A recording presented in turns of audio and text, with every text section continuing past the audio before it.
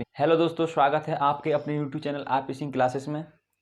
तो आज हम आपके लिए लेके आए हैं मैथ्स के 25 क्वेश्चन जो बहुत ही आपके लिए महत्वपूर्ण है। अगर आपका एग्जाम अभी नहीं हुआ है, आने वाले समय में अगर आपका एग्जाम होने वाला है तो आपके लिए ये वीडियो बहुत इंपॉर्टेंट होने वाली है। मैं ये नहीं कहूँगा कि 25 के 25 क्वेश्चन सेम आने वाले हैं, नहीं, लेकिन जो 25 क्वेश्चन हैं इसके कंपेरिजन में, मतलब इसके अगर इनको देखा जाए तो इसके समरूप क्वेश्चन आपके बन सकते हैं। ठीक है, इनसे रिलेटेड क्वेश्चन आएंगे। ठीक है, मैंने हर टॉपिक से जो जो टॉपिक पूछे जा रहे हैं एग्जाम में उन टॉपिक से क्वेश्चन सिलेक्ट किए हैं। ठीक है, जो पिछले टाइम में पेपर हुए हैं आपके 16 से लेकर आज 23 तारीख हो गई, 23 तक जितने पेपर हुए हैं, ठीक है, तो उनको देखते हुए मैंने ये क्वेश्चन तैयार किए हैं। ठीक है, तो चलिए वीडियो के लास्ट तक बने रहिए, बहुत ही मज़ा आने वाला है। 25 क्वेश्चन स्टार्ट करते हैं मैथ्स के।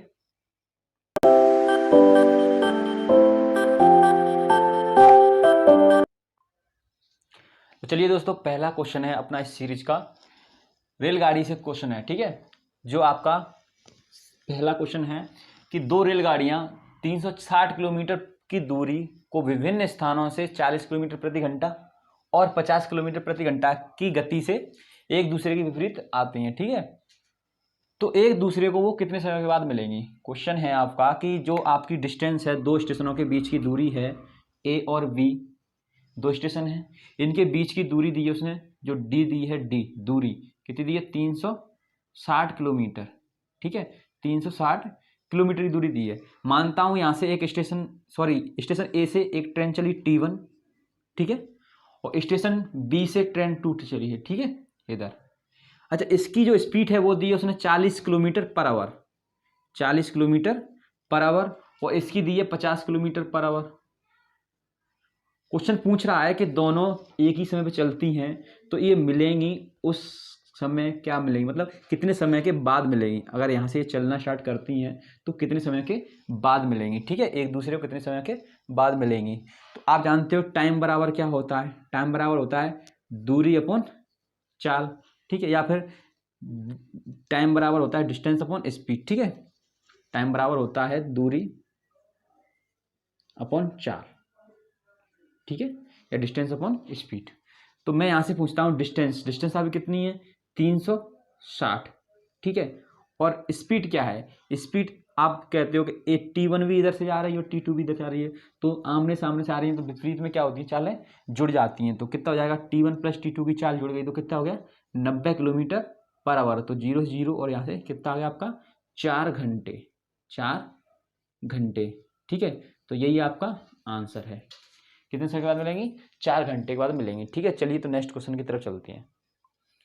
तो चलिए दोस्तों, जो सेकंड क्वेश्चन है अपना इस सीरीज का वो बहुत ही अच्छा क्वेश्चन है। ये क्वेश्चन है आपका है किससे, HCF से। ठीक है, उसने बोला है कि सबसे बड़ी संख्या जिससे 146, 248 और 611 में भाग देने पर क्रमशः शेषफल 2, 8 तथा 11 देता है। ठीक है, तो यहाँ पर आपको एक बात समझने की जरूरत है। जैसे मैं बोलता हूँ कि आपकी x, y, z 3 संख्याएं हैं। ठीक है, तो एक ऐसी संख्या बताइए जिससे भाग देने पर क्रमशः शेषफल आपका p, q, r बचे। ठीक है, तो ये संख्या है वो कहीं ना कहीं क्या बनी है, ये वो संख्या है जो इनमें पी क्यू आर छुपा हुआ है। या फिर मैं बोलूँ कि जो 146 है उसमें कहीं ना कहीं 2 है। ठीक है, तो ये संख्या क्या रही होगी, मैं इसको ऐसे लिख सकता हूँ ना, 140, या फिर ऐसे लिख सकता हूँ मैं इसको 144 प्लस 2, ये हो जाएगी 240 प्लस 8, और ये हो जाएगी 600 प्लस 11। ठीक है, तो ये संख्याएं हैं, समझना, ये संख्याएं हैं। तो इनको ऐसी कोई संख्या है जिसे काटने पर, जिससे भाग देने पर शेषफल 2 बचे, 8 बचे और 11 बचे। ठीक है, तो आप क्या देखोगे कि मुझे केवल क्या देखना है, 144 पूरी तरह कट जाए, 240 पूरी तरह कट जाएगा और 600 पूरी तरह कट जाए। ठीक है, तो 144 अगर पूरी तरह कट जाएगा तो शेषफल क्या देगा, 2 देगा। 240 पूरी तरह कट जाएगा, शेषफल क्या देगा, 8 देगा। और 600 पूरी तरह कट जाएगा, शेषफल क्या देगा, 11 देगा। तो मुझे कुल मिला के 144, 240 और 600 का HCF निकालना है। किसका निकालना है, 144, 240 और 600 का क्या निकालना है, HCF। भाग विधि से निकाल दो, ठीक है। तो 144 का निकालता हूँ मैं HCF, ठीक है। कितने चला जाएगा ये जाएगा आपका एक बार, ठीक है। और यहाँ से कितना जाएगा आपका 6, ठीक है, और 9। अब यहाँ से कितनी इसको रखोगे 144 को, ठीक है। तो फिर ये चला जाएगा कितनी बार, एक बार, और कितना जाएगा आपका, यहाँ से जाएगा आपका 48, कितना जाएगा 48, ठीक है। और फिर चला जाएगा 96, तो 48 दूनी 96, ठीक है। तो वो इधर चला गया, तो यहाँ से तो 48 आ गया आपका। लेकिन अभी एक संख्या और बची हुई है, कितनी 600, तो मैं 48 से 600 में और दे लेता हूँ, ठीक है। तो आपका 600 में चला जाएगा 48 एक बार, ठीक है। तो बचेगा कितना यहाँ से जाएगा तुम्हारा 12, ठीक है। जीरो उतार लोगे 120, फिर चला जाएगा 96 बार, ठीक है। दूनी 96, 48 दूनी 96, अब कितना जाएगा 24, फिर 48 ले लोगे, ठीक है। तो 48 ले लोगे तो 48 में भी कितने चला जाएगा, 2 बार चला जाएगा, ठीक है।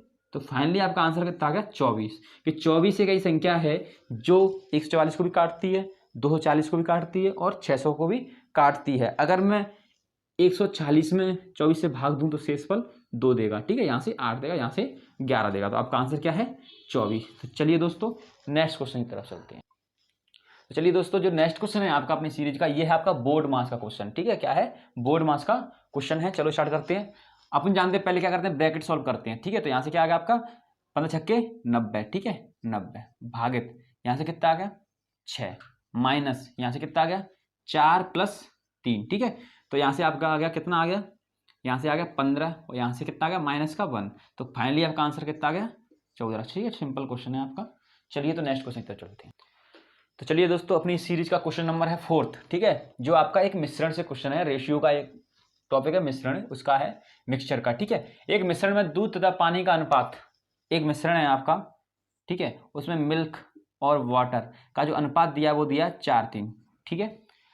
यदि इस मिश्रण में से 5 लीटर पानी मिला दिया जाता है, अच्छा इसमें क्या किया जाता है 5 लीटर पानी ऐड कर दिया जाता है, 5 लीटर, ठीक है, पानी क्या कर दिया जाता है ऐड कर दिया जाता है। तो जो नया मिश्रण है उसमें मिल्क और वाटर का अनुपात कितना हो जाता है, मिल्क एंड वाटर का अनुपात हो जाता है 6:7, ठीक है। तो उसने क्वेश्चन पूछा है कि मिश्रण में दूध की मात्रा क्या है। तो आपसे एक सवाल करता हूं मैं कि यार मिश्रण में यहाँ भी मिल्क उतना ही है और मिल्क यहाँ भी उतना ही है, जो मिलाया है वो पानी मिलाया है उसने, ठीक है। तो मिश्रण में क्या है, दूध को तो छेड़ा ही नहीं है उसने। अच्छा दूध को नहीं छेड़ा है तो आपसे कहेंगे कि दूध जितना यहाँ है उतना यहाँ होना चाहिए, ठीक है। तो मैं क्या करता हूँ दूध को शेम करता हूँ, ठीक है।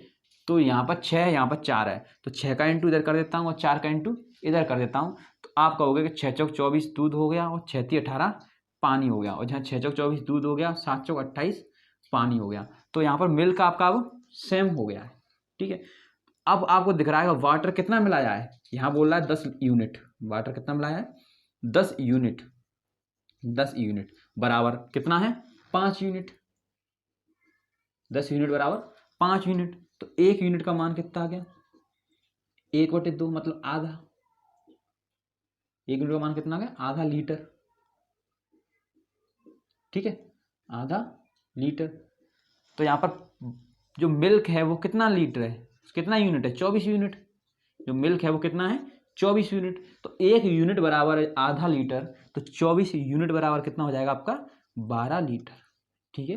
तो यही आपका आंसर है। चलिए तो नेक्स्ट, तो चलिए दोस्तों अपनी सीरीज का क्वेश्चन नंबर 5 जो आपका है डिस्काउंट से, ठीक है। क्या है, बट्टा से क्वेश्चन है। उसने बोला है कि एक डाइनिंग सेट का MRP 4,000 रुपये है, को 8% छूट पर बेचा जा गया है तो 10% का लाभ अर्जित होता है। अच्छा, डाइनिंग सेट का CP ज्ञात कीजिए, ठीक है, उसका लागत मूल्य ज्ञात कीजिए। तो मैं बोलता हूँ कि जो डिस्काउंट देते हैं, जो बट्टा देते हैं, किस पर देते हैं MRP पर देते हैं, MRP यानी अंकित मूल्य पर देते हैं। तो अंकित मूल्य कितना बोला है उसने 400, सॉरी अंकित मूल्य बोला 4,000, और इस पर डिस्काउंट दिया कितने का 8% का। अगर 100 रुपये कोई चीज़ है 8% की छूट दे दूँ मैं, 8 की छूट दे दूँ, कितने की बेचूंगा 92 की, तो आप लोगे 92, ठीक है। कितने की बेची होगी उसने 92 की, कितने की 100 रुपये की चीज़ को 92 में बेचा है 8% डिस्काउंट दे करके। तो आप कहोगे तो यहाँ से उसका क्या निकल आएगा, यहाँ से निकलेगा उसका SP, क्या निकलेगा SP। और मैं मानता हूँ कि उसका CP कितना रहा होगा, अगर CP 100 रहा होगा तो कहीं ना कहीं 10% का लाभ, क्या बोला है 10% का लाभ अर्जित करता है। तो 100 की चीज़ थी तो कितनी बेची होगी उसने उसने बेची होगी 110 में। तो आप यहाँ से कैसे कह सकते हो कि SP कितना रहा होगा 110, ठीक है। तो पहले निकाल तो लें यहाँ से, तो मैं 2 जीरो से 2 जीरो उड़ाता हूँ और यहाँ से मेरा निकलता है 4 से इंटू करने पर 4 दूनी 8, ठीक है, और 9 चौक 36 और 1 जीरो 3680, ये क्या आ गया आपका SP, ठीक है। और SP मैंने क्या निकाला है 110 यूनिट, 110 यूनिट का मान कितना निकाल लिया मैंने 3680। तो 1 यूनिट का मान कितना हो गया, 1 यूनिट बराबर हो गया 368 अपॉन 11, ठीक है, रुपए। लेकिन उसने तो क्या पूछा क्वेश्चन में, CP पूछा है, तो CP कितना था आपका 100, तो आप 100 यूनिट का मान निकाल दो, 100 यूनिट CP, ठीक है, बराबर हो जाएगा आपका 100 इंटू 368/11। तो फाइनली यहाँ से आपका आ गया 368,000 अपॉन 11। मैं इसको काटता हूँ तो आपका आ जाएगा 3345 पॉइंट कुछ जाएगा, ठीक है। तो यही आपका आंसर है। चलिए तो नेक्स्ट क्वेश्चन की तरफ चलते हैं। दोस्तों नेक्स्ट क्वेश्चन है आपका जो आपका रेशियो से लिया गया है, ठीक है। क्वेश्चन बोल रहा है 4600 रुपए की राशि को XYZ के बीच 1/2:2:3:3/4 में बांटी गई है, तो बाय का हिस्सा क्या होगा। उसने क्या पूछा, बाय का हिस्सा क्या होगा। तो बोला है X/Y/Z 1/2, 2/3 और 3/4, ठीक है। ये उसने अनुपात दिया है फ्रैक्शन में, ठीक है। तो पहले इस अनुपात को क्या बोलोगे, एक प्रॉपर रेशियो में बदलोगे, एक प्रॉपर रेशियो में बदलोगे तो आप इस फ्रैक्शन को खत्म करोगे। फ्रैक्शन कैसे खत्म होगा, मैं 2, 3 और 4 खत्म करना है, तो कहीं ना कहीं 2, 3, 4 का ऐसे खत्म होगा, एक ऐसी संख्या का इंटू कर दो सब में कि ये कट जाए, ठीक है। तो आप क्या बोलोगे, 2, 3, 4 का एलसीएम क्या होता है 12 होता है, तो सब में 12 का इंटू कर दो, ठीक है, सब में 12 का इंटू कर दो, तो आप बोलोगे ये कट जाएगा 6 टाइम, ये कट जाएगा 4 टाइम, ये कट जाएगा 3 टाइम, इंटू कर लो सब में, ये आ गया 6:8:9, ठीक है। अब ये कट रहा नहीं, अब ये प्रॉपर रेशियो आ गया, तो आपको बोला गया है कि अगर इसको 6 रुपये मिलते हैं, एक्स को, इसको 8 रुपये मिलते हैं, इसको 9 रुपये मिलते हैं, तो कुल कितने रुपये मिलते हैं, बटते हैं, मतलब कुल कितने रुपये बढ़ जाते हैं। तो आप बोलोगे यहाँ से 6 और 8 14 और 9 बने आपके कितने, 14 और 9 23, ठीक है, कितने बन गए 23 यूनिट। इसका दाम बोला है उसने, मान बोला है कितना 4600 रुपये, 23 यूनिट बराबर 4600, तो 1 यूनिट का मान कितना आ गया, 1 यूनिट बराबर आ गया आपका 200। तो उसने किसका हिस्सा पूछा है, उसने पूछा बाय का हिस्सा क्या होगा। तो बाय का हिस्सा कितना है 8 यूनिट, तो 8 यूनिट का मान कितना आ जाएगा, 8 दूनी 1600, ठीक है। तो यही इसको आंसर था, ठीक है। तो चलिए नेक्स्ट क्वेश्चन तरफ चलते हैं।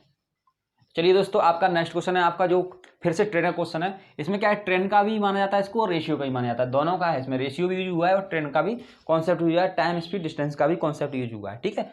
तो उसने बोला है कि दोनों ट्रेनों की चाल का अनुपात, ठीक है, मैं मानता हूँ T1 है एक, T2 है, ठीक है, उनकी जो स्पीड है उसका रेशियो बोला है, कितना बोला है 3:4, ठीक है।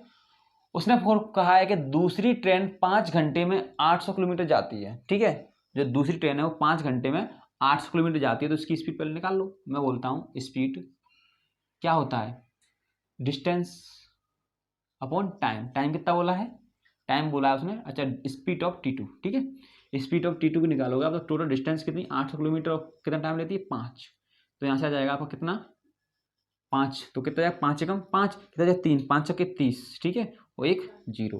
तो ये उसकी चाल आगे कितनी आ गई 160 किलोमीटर पर आवर दूसरी ट्रेन की। तो आप बोलोगे यहाँ से कि जो 4 यूनिट का मान है, क्या बोलोगे, कि 4 यूनिट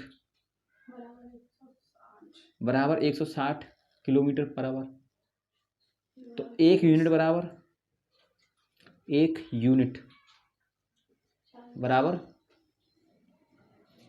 40 किलोमीटर पर आवर, ठीक है। तो उसने क्या पूछा, उसने तो ये पूछा है कि पहली ट्रेन की चाल बताइए, पहली ट्रेन की चाल बताओ। तो आप कहोगे 3 यूनिट बराबर 3 यूनिट बराबर हो जाएगा तुम्हारा 3 इंटू 40 मतलब 120 kilometre per hour. Simple question, answer आपका ये रहा, ठीक है दोस्तों, तो मैं ये नहीं कह रहा कि आपके यही क्वेश्चन आएंगे, लेकिन हूबहू ये नहीं आएंगे, बट इससे रिलेटेड क्वेश्चन आपके जरूर आएंगे एग्जाम में। ठीक है, आप लोगों के लिए बहुत इंपॉर्टेंट वीडियो है, जिनका पेपर नहीं हुआ है वो लोग वीडियो के अंत तक बने रहिए। ठीक है, चलिए नेक्स्ट क्वेश्चन देखते हैं। चलिए दोस्तों, तो आपका जो नेक्स्ट क्वेश्चन है आपका वो है क्रिकेट, या फिर मतलब औसत का क्वेश्चन है, जिसमें एक टाइप बनता है क्रिकेट। ठीक है, उससे लिया गया है एवरेज। ठीक है, तो देखो उसमें बोला है कि एक क्रिकेट टीम 11 खिलाड़ियों की औसत आयु 22 वर्ष है। ठीक है, उसमें एक कोच को भी सम्मिलित कर दिया जाता है, तो जो औसत है वो एक बढ़ जाता है, तो उस कोच की आयु बताइए। तो मैं बोलता हूँ 11 खिलाड़ियों की औसत आयु, तो औसत क्या होता है? पर व्यक्ति का औसत, पर व्यक्ति की आयु। ठीक है, तो 11 खिलाड़ियों कितनी हो जाएगी? तो 11 इंटू 22। ठीक है, तो आपकी हो जाएगी कितनी?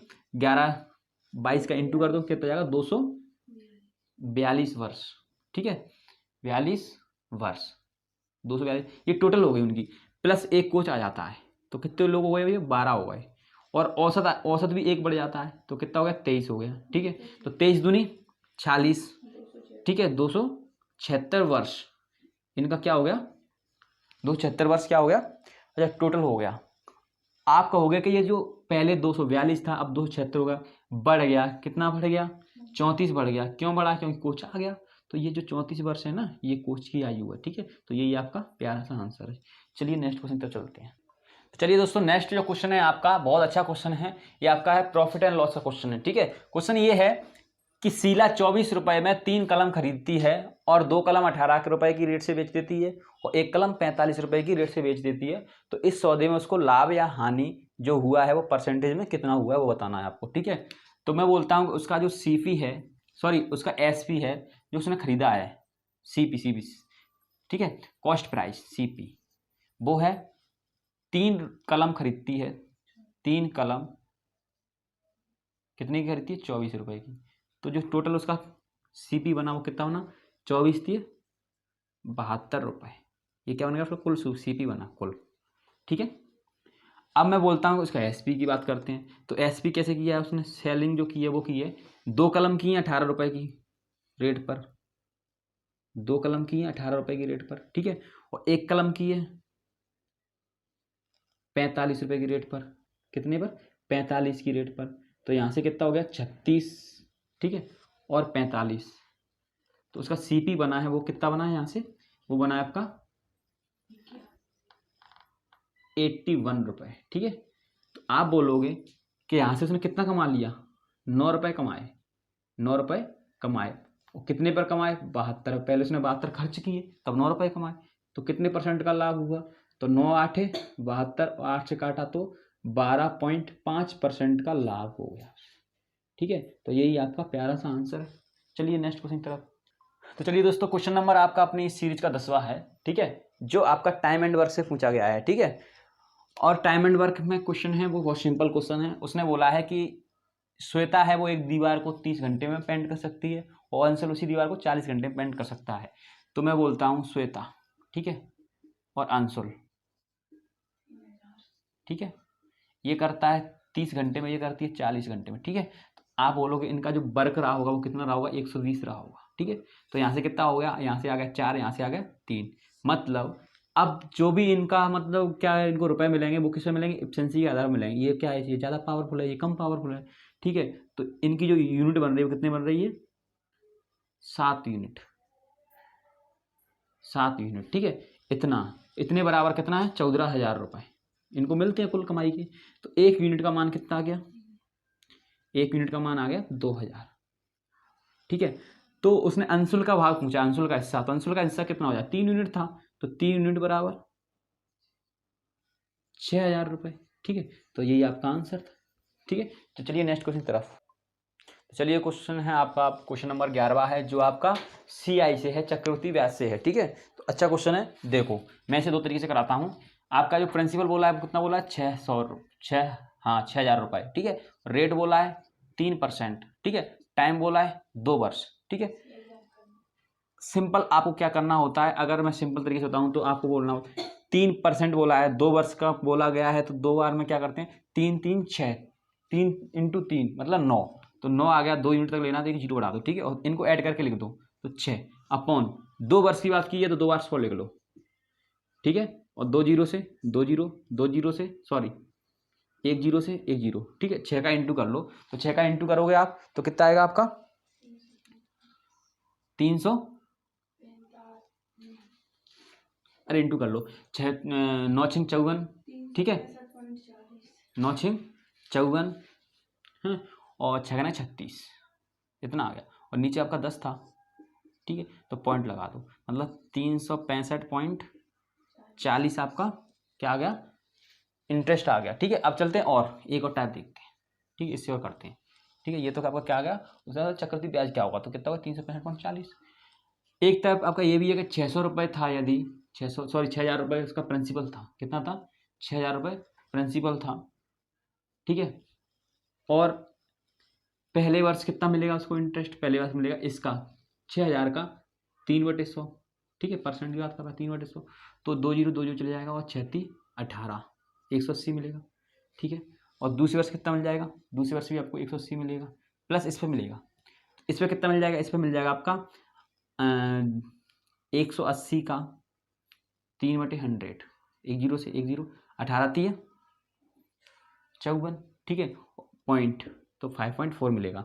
तो कितना हो गया आपका, कुल कर लो, तो यहाँ से हो गया आपका 80 80 360 प्लस 54, तो कितना होगा 365.4, ठीक है। तो आप ऐसे भी निकाल सकते हो, मैंने क्या किया है, इसको और इनको सबको ऐड कर दिया, ठीक है। फाइनली आपका आंसर आ गया 365.4, ठीक है। तो दोनों टाइप बहुत सिंपल है, आप कोई सा भी यूज कर सकते हो, ठीक है। चलिए नेक्स्ट क्वेश्चन की तरफ चलते हैं। चलिए दोस्तों, क्वेश्चन है वो आपका 12वां, एक क्रिकेट सीरीज में एक बल्लेबाज का स्कोर है वो 12 15 12 25 38 56 64 और 86 है, ठीक है। तो इनका क्या पूछा है, माध्य का मतलब एवरेज पूछा है, 12 25 38 56 64 और 86, ठीक है।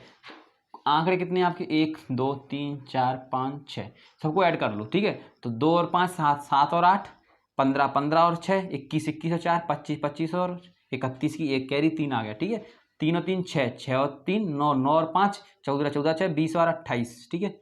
इतना तो आपका हो गया टोटल। अब कितने आंकड़े हैं, 6, कुल 6 आंकड़े, 6 से डिवाइड कर दो, ठीक है।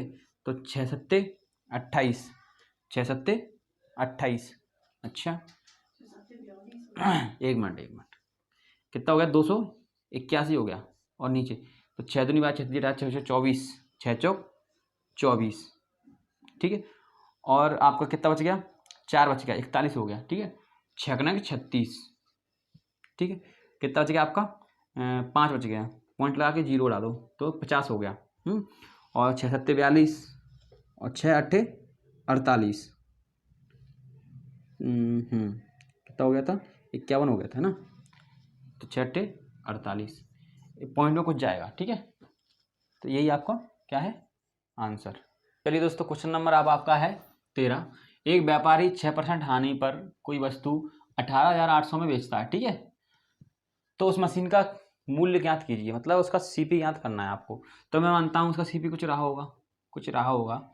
इस सीपी पर उसने 6% की हानि, मतलब 94% पर कोई चीज़ बेची, तो कितने बेची है 18,800 की, ठीक है। तो आपको क्या निकालना है, उसका सीपी निकालना है, तो सीपी निकल आएगा यहाँ से, ठीक है। देखो तो यहाँ से कैसे निकलेगा सीपी, अच्छा मैं इसे काटता हूँ पहले,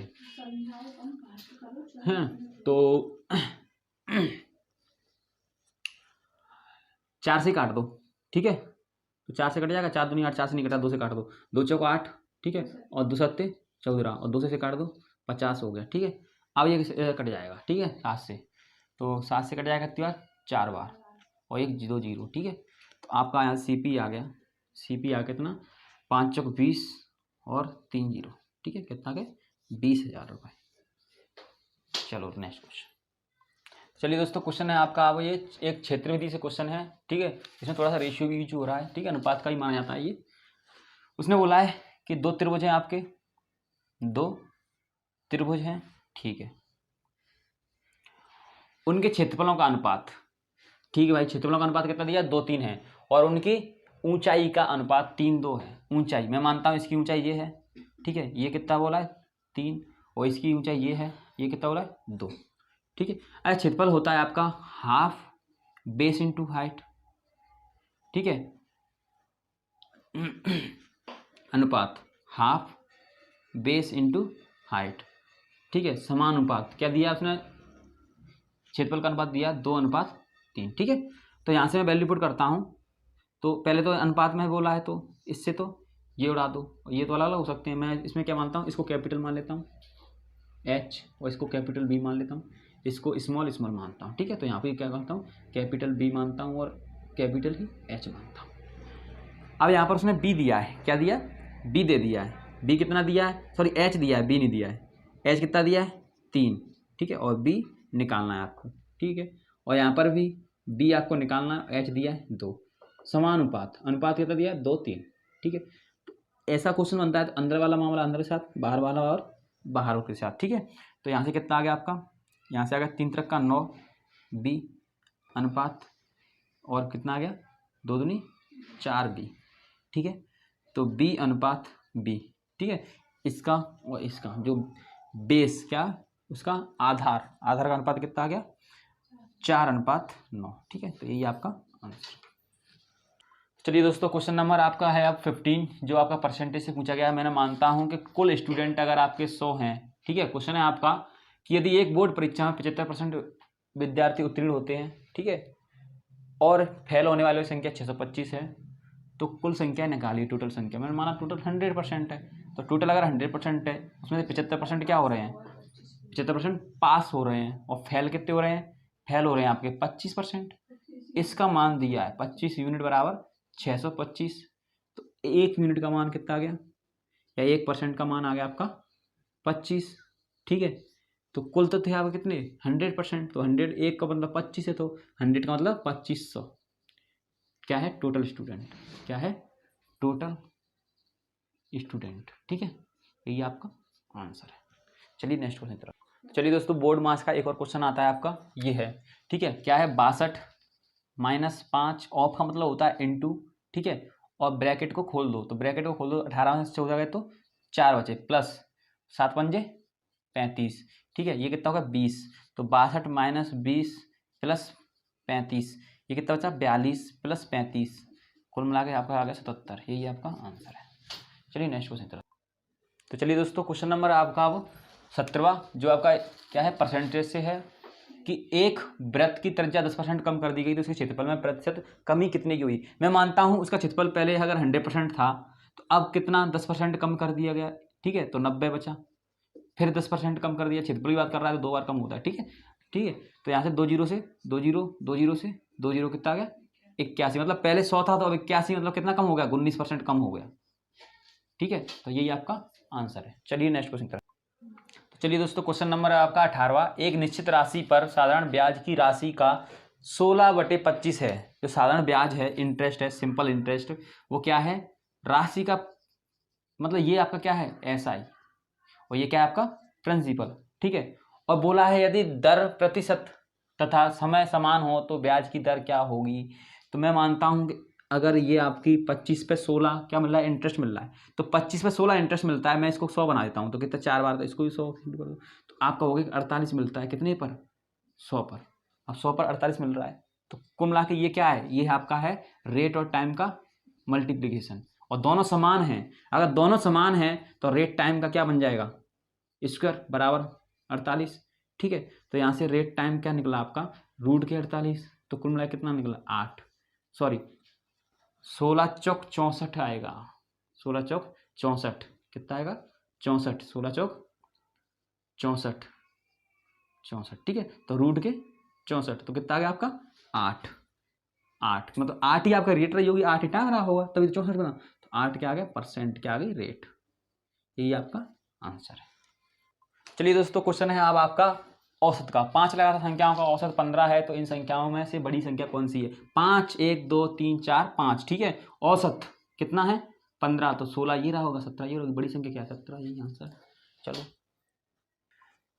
चलिए दोस्तों, तो नेक्स्ट क्वेश्चन है आपका question number 20। Time and work का A तथा B एक कार्य को 9 दिनों में कर सकता है, ठीक है, और A उसे 15 दिनों में कर सकता है, तो B अकेला कितने दिनों में करेगा, ठीक है। तो A प्लस B कितने दिनों में 9 दिनों में, और अकेला A का बोला है कितने दिनों में 15 दिनों में, ठीक है। LCM आएगा इनका 45, तो आप बोलोगे 45 काम था है, तो ये कितने दिन करता है 9 चौक 36, 9 पंजे 45, 15 30 45। कुल मिला के यहाँ से दिखने लगा आपको कि यहाँ पर 5 है। क्यों 5 है? यहाँ पर 3 है। क्यों 3 है? क्योंकि यहाँ पर ए है, यहाँ पर बी भी है। तो बी कितना आ गया आपका 2। बी पर डे का 2 काम करता है, तो बी को कितना टाइम लगेगा 45 काम करने में? बी को लगेगा 2 से कितने दिन लगेंगे? बी को लगेंगे 2 से 22.5 दिन, ठीक है। या फिर 22 सही 1/2 दिन, ठीक है। 2 आंसर हो सकते हैं इसके। चलिए दोस्तों, क्वेश्चन नंबर 21 आपका, जो आपका किससे? क्षेत्रमिति से है। एक समांतर चतुर्भुज का आधार उसकी ऊंचाई से 2 गुना है, ठीक है। समांतर चतुर्भुज, ठीक है, समांतर चतुर्भुज, ये उसकी ऊंचाई है और ये उसका बेस है, ठीक है। तो उसने बोला आधार उसकी ऊंचाई का 2 गुना है। आधार अगर ये 1 है तो ये 2 है, ठीक है। क्षेत्रफल होता है इसका, क्षेत्रफल क्या होता है? क्षेत्रफल होता है बेस इंटू हाइट, आधार इंटू ऊंचाई। कितना बोला क्षेत्रफल उसने? 288 बराबर, मैं मानता हूँ 2x, x कितना आ गया 2x, ठीक है। 2 से काट दो, 2 एकम 2, 2 चौक 8, 2 चौक 8, कितना आ गया x स्क्वायर। x बराबर कितना आ गया? रूट के 144, ठीक है। तो x बराबर कितना आ गया 12, x बराबर आ गया 12, ठीक है। तो उसने क्या पूछा है? उसका बेस, आधार। तो आधा कितना हो जाएगा 2 × 12 मतलब 24 सेंटीमीटर, यही आपका आंसर है। चलो दोस्तों, नेक्स्ट क्वेश्चन है आपका अनुपात समानुपात से, ठीक है। तो उसने पूछा 36 और 121 के मध्य अनुपात क्या होगा, ठीक है। तो मध्य अनुपात मतलब x समानुपात x अनुपात 121, ठीक है। तो अंदर वाला मामला अंदर साथ, बाहर वाला मामला बाहर वाले साथ। तो एक्स स्क्वायर बराबर हो गया 36 × 121, ठीक है, 121। तो x बराबर आ गया रूट के अंदर 36 × 121। 36 से 6 बार आ गया, इससे 11 बार आ गया, तो x बराबर कितना आ गया 66, यही आपका आंसर है। चलिए दोस्तों, क्वेश्चन है आपका बहुत अच्छा। इसमें बहुत से लोग कंफ्यूज होते हैं, पहली और दूसरी अवाज संख्याओं का योगफल कितना है। तो पहली आपकी अवाज संख्या मानी जाती है 2 और दूसरी मानी जाती है 3, तो टोटल हो गया 5, ये आपका आंसर। लेकिन लड़के क्या होते हैं, कंफ्यूज होते हैं, इसमें क्या मानते हैं? 1 मान लेते हैं। 1 नहीं है भाई, पहली अवाज संख्या 2 है, ठीक है। तो चलिए दोस्तों, क्वेश्चन है आपका है 24 क्वेश्चन है, एंगल फाइंड करना है, ठीक है आपको। तो बोला POS, ये एंगल कितना है 90 का है। तो आप बताओ अगर क्या होता है, जो लाइनें क्रॉस करती हैं तो इनके आमने सामने का जो एंगल होता है वो समान होते हैं। तो अगर ये 90 का है तो ये भी 90 का होगा। कितने का होगा? 90 का होगा। ये तो मुझे ROQ कितने का होगा? ROQ कितने का होगा? तो ये भी 90 का होगा, ठीक है। तो ये आपका आंसर है। चलिए आज का अंतिम क्वेश्चन।